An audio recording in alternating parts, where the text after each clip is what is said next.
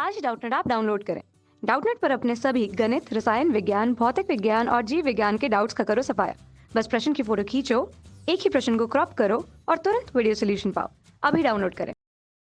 Hello student, question है कि एक दर्पण की फोकस दूरी f है। यदि उसे दो भागों में काट दें तो प्रत्येक भाग की फोकस दूरी कितनी हो जाएगी। ठीक है, तो हम मान लेते हैं कि ये हमारा यहाँ पर जो है गोलीय दर्पण है, जिसकी त्रिज्या हमारा क्या है, ये हमारा वृत्ताकार दर्पण हम मान लेते हैं, जिसका हमारा त्रिज्या क्या है, r, अर्थात ये हमारा क्या होता है, ये यही हमारा वक्रता त्रिज्या होता है। ठीक है, तो हमारा वक्रता त्रिज्या क्या होता है, फोकस दूरी से का दोगुना होता है, या हम बोल सकते हैं फोकस दूरी वक्रता त्रिज्या की आधी होती है। ठीक है, तो यहाँ पर हमारा बोला है कि अगर हम किसी गोलीय दर्पण को दो भागों में काट दें, ठीक है, तो उसका हमारा फोकस दूरी कितना होगा। ठीक है, तो हमारा जो गोलीय दर्पण होता है उसको हम क्या करते हैं, किसी वृत्ताकार दर्पण में से अगर हम उसका कुछ भाग क्या कर लें, अलग कर लें काट कर, तो ये जो हमारा ये यहाँ पर ये दर्पण होता है, ये हमारा गोलीय दर्पण होता है। इसको हम क्या करते हैं, एक तरफ से चाहे बाहरी तरफ से अगर हम इसको क्या कर दें, पॉलिश कर दें, और हम भीतरी तरफ वाला जो है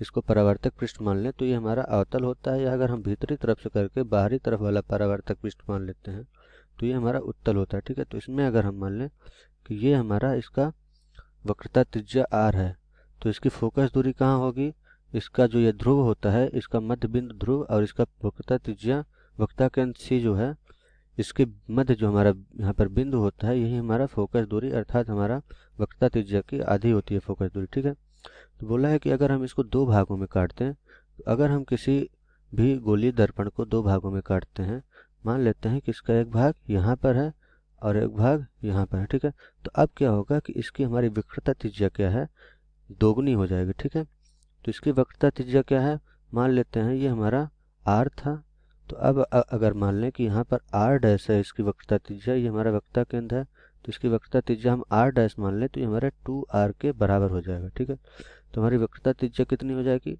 दोगुनी हो जाएगी। अगर हम किसी गोलीय दर्पण को दो भागों में बांट लेते हैं, काट देते हैं, तो उसका पहला भाग और दूसरे भाग दोनों का वक्रता त्रिज्या कितना हो जाएगा, दोगुना हो जाएगा। तो ये भी हमारा r डैश 2r के बराबर हो जाएगा। तो यहाँ पर मैंने बताया कि जो हमारा वक्रता त्रिज्या होता है वो फोकस दूरी का दोगुना होता है। तो यहाँ पर हमारा r डैश भी कितना होगा, अगर मान ले इसका नया हमारा फोकस दूरी है f डैश है, ठीक है, ये भी हमारा f डैश है, तो हमारा r डैश कितना होगा, 2f डैश के बराबर होगा। पर यहाँ पर हमारा क्या है, तो यहाँ से f डैश कितना हो जाएगा, ये हमारा यहाँ पर हमारा हो जाएगा r डैश बटे 2 के बराबर हो जाएगा।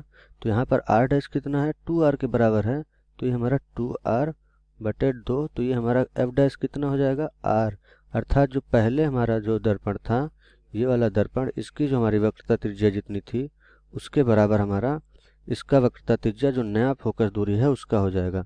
तो यहाँ पर देख सकते हैं कि हमारा पहला जो यहाँ पर r बराबर हमारा कितना था, 2f के, तो हमारा f डैश कितना हो जाएगा, f डैश हमारा हो जाएगा यहाँ पर 2f के बराबर।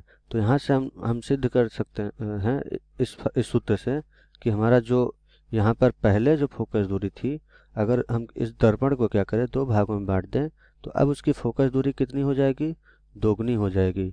तो ये हमारा उत्तल या अवतल दर्पण के लिए हो गया।